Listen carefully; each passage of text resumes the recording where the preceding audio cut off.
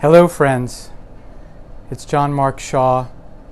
I want to say that I love you all, and I'm here to deliver some support and inspiration to thrive during adversity. Today I want to talk to you and share with you a mindfulness meditation so that we can be still and know that all is well. Be still and know peace. That we can be still and know that there is a power within us that is greater than any circumstance, any situation, or any condition. Hi Rob, thanks for watching today. Blessings to you and your family. So join me now, if you would, if you're somewhere safe, if you're somewhere where you can close your eyes, if you're not driving or operating machinery. Join me now. We're going to shift our nervous system.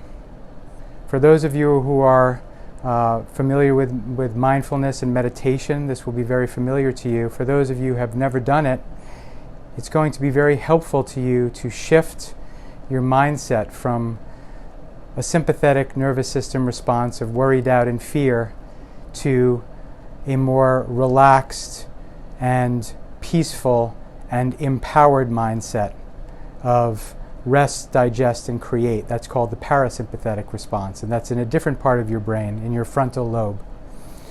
So join me now in taking some deep breaths, in through the nose, out through the mouth, slowly through pursed lips. In through the nose, out through the mouth slowly, through pursed lips. And I'd love for you to continue doing that, and we breathe in through our nose. Keep your eyes closed if you can, if it's safe. In through your nose, out through pursed lips. We breathe in through our nose, which signals to our nervous system that we're safe, that we can shift out of the fight, flight, or freeze response. We can relax in the midst of whatever adversity we're facing, in the midst of the circumstances and conditions, that we can know that there is a power within us greater than any circumstance, any situation, any condition. So we take deep breaths. And I want to thank my mentor, Mary Morrissey, for teaching me this meditation. We take deep breaths and we notice our body, even in the midst of the dog barking. That's my puppy Daphne in the background. We know that we can take some deep breaths and breathe into our body. We can notice our feet. We can notice the socks or the shoes or the slippers that we're wearing. We can notice our feet. We can notice our body.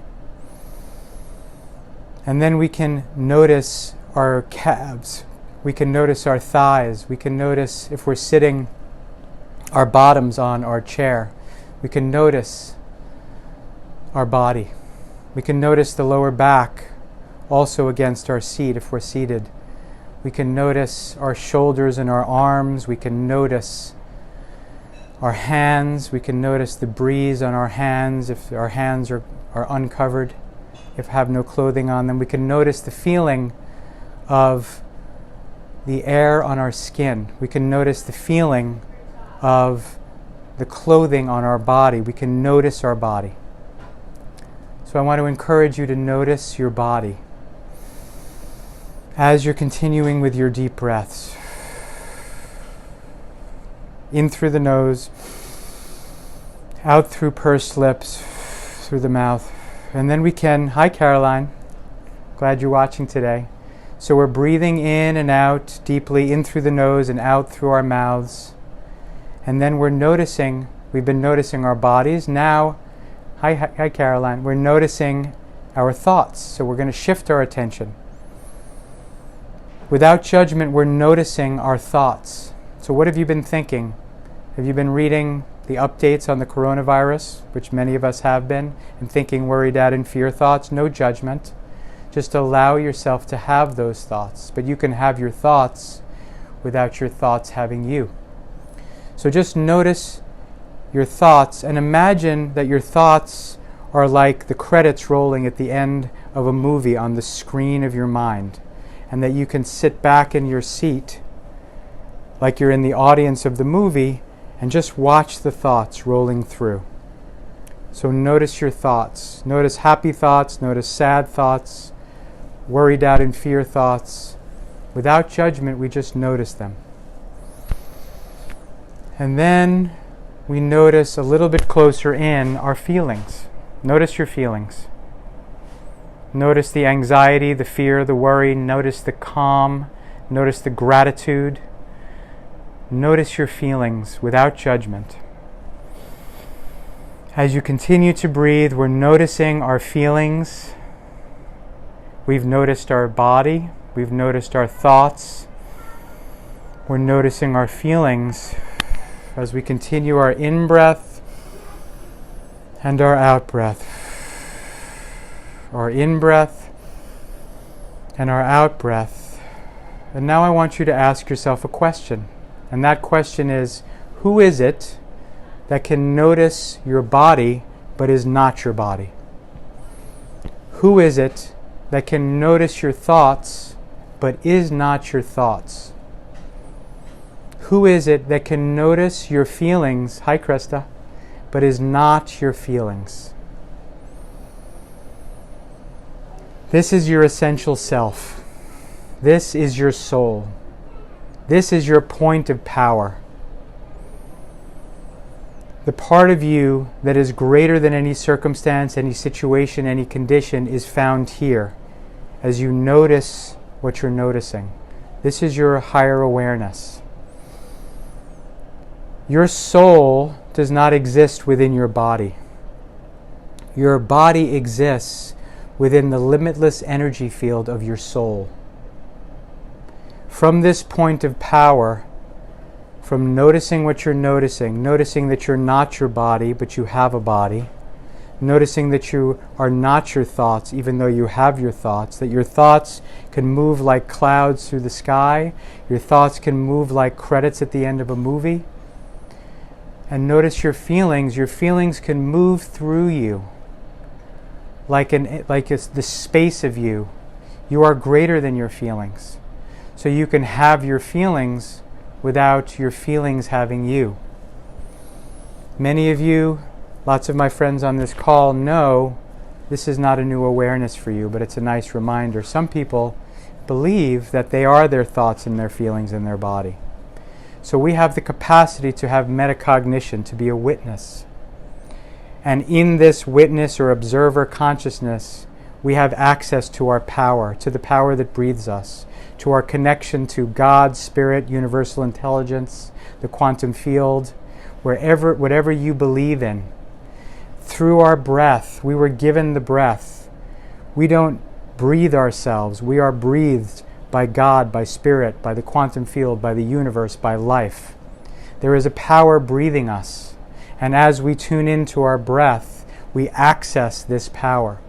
And in this place of power, we have the power to choose. We have the power to choose our thoughts. We have the power to choose our feelings.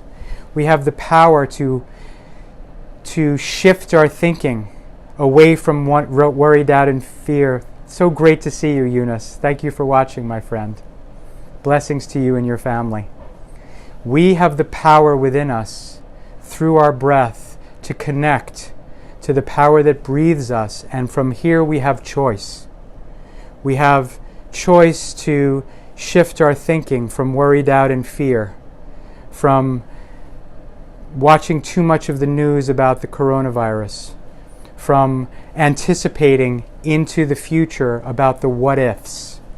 What if this happens and this happens? What if that happens and that happens?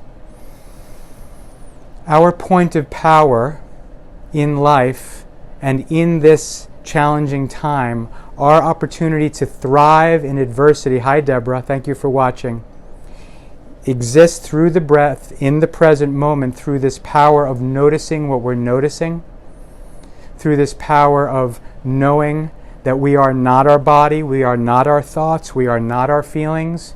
We are the space within which all of this occurs. We are connected to the power that breathes us. And so we can shift our thinking from worry, doubt, and fear to a vision for what we would love on the other side of this challenge. There is a life that is calling you forth. Something beautiful wants to emerge in your life right now.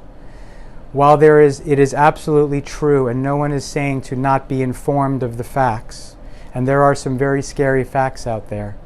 But what is also true is that this is an opportunity for an incredible growth and expansion for those who have the ability to shift their awareness, to find the opportunity in the adversity, the opportunity to love your family even more, the opportunity to step up as a leader for yourself, for your family, for your community, for your business and colleagues, to know that the power within you is leading you, is calling you, something in you wants to emerge. And the physics of this is that in times of great chaos, systems, open systems, in the second law of thermodynamics, there was a Nobel Prize awarded to a scientist, Ilya Pergezhe, I believe was his name, who said that we have the opportunity to integrate and accelerate in crises.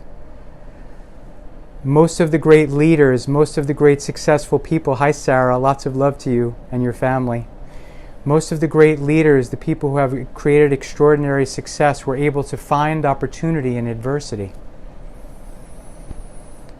By connecting to the power that breathes us, by knowing that there is a calling for us in this moment, in the midst of this adversity, that every adversity has within it the seed of an equal or greater benefit, that we can develop a vision for the other side of this challenge, that we can open our hearts and share and serve other people, that we can follow our inner guidance to how we can serve, how we can grow, how we can love one another, to find the opportunities.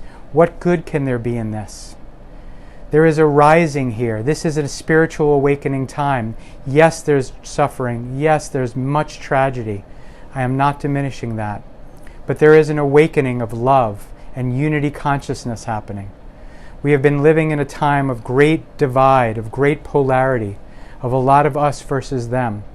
And just like in 9/11, when people in this country especially gathered together, connected together, now is a time where unity consciousness, the essence of what spiritual awakening is about. There is an awakening of unity consciousness on this planet. That's the possible good here. There is a spiritual awakening happening for all of us, with all of us, through all of us. And you, my friends, you are the leaders of this. You are the leaders of this awakening.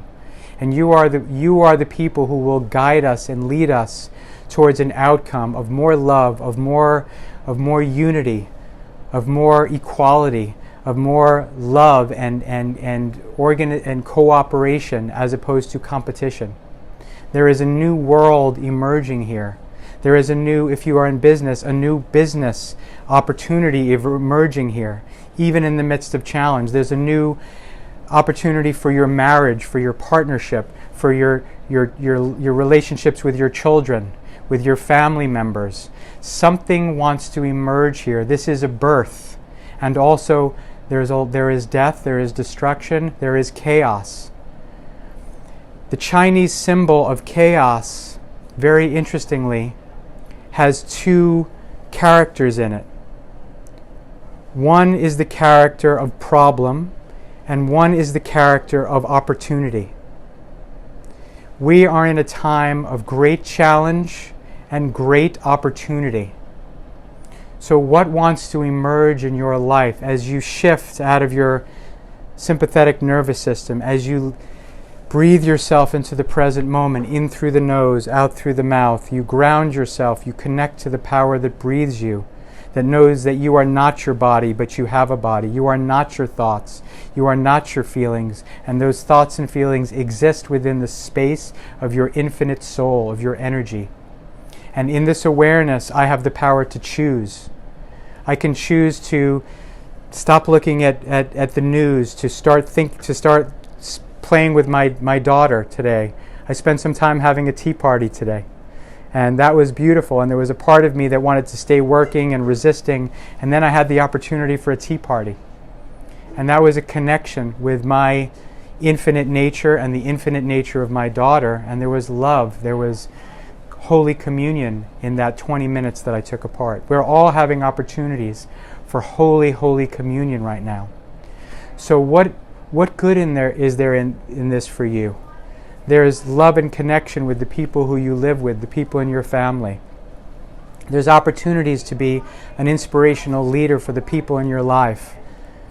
There are opportunities, thank you for sharing those characters, Eunice. There's opportunities for developing a new version of what your passion and your purpose is. When this is over, and know for sure this will be over. I'm an optimist. I believe it will be over sooner rather than later. We don't have to get concerned about how much time, but there will be a time. And you will be moving forward. And who do you want to be now in the process? Who do you want to be today for the people in your life, for your family, for your neighbors, for your community, for the people you serve, your clients and customers? Who do you want to be now, and who do you want to become by means of this transformational journey? We are in a hero's journey, my friends. The hero's journey has a departure from the old life. It has an initiation, a dark night of the soul, and then it has a return, transformed, uplifted, emerged into a greater, more powerful version. Every hero, including the heroes in Frozen 2, my daughter's favorite movie, have a hero's journey. Your hero's journey is right now, and we're in it, and we're in the initiation, and we're in the dark night. But that dark night will end, and we will emerge victorious into our greatest yet to be. And who does you want that to be? Develop a clear vision of yourself on the other side of that. Develop a clear vision of your ministry. We have ministers on the line, of your business, of your family, of your marriage, of your partnership, of your relationship, of your giving of your gifts to this world, of your artistry. We have an opportunity, thank you, Deborah, for reinventing this world, for co-creating a new future. Hi, Dad. For co-creating a new version of our lives and of the greater lives, the greater good. So join me in connecting to the power within you. We have no power when we are lost in worry, doubt, and fear. We have no power when we are having our very primal, sympathetic fight, flight, or freeze response. And so that's our humanness. And we honor that. We love ourselves in that. But there is a power within you that is greater than any circumstance, situation, or condition. And that power within you has the opportunity within it to rise to this occasion, to overcome this adversity, to develop a vision for a new life, a new business, a new marriage, a new partnership, a new relationship with your children, a new world emerging out of this. That's the cycle of transformation, the cycle of the hero's journey. So who do you want to be now? Connect to the infinite part of your nature. We all have a human nature, a finite nature, and an infinite part of our nature. Connect to that infinite part of you, connected to universal intelligence, and ask yourself, your inner guidance, your spirit, your intuition, what wants to emerge in my life? What transformation? How do I want to improve my relationships? How do I want to improve who I'm being in the world? How do I want to improve my business, my career, my love relationships? What is my vision? How do I want to serve? How do I want to serve humanity deeply and honor this unity consciousness that's arising on the planet, that is breaking through the polarity, the divisiveness? We are all in this together. Hi, Tommy. Thanks for watching.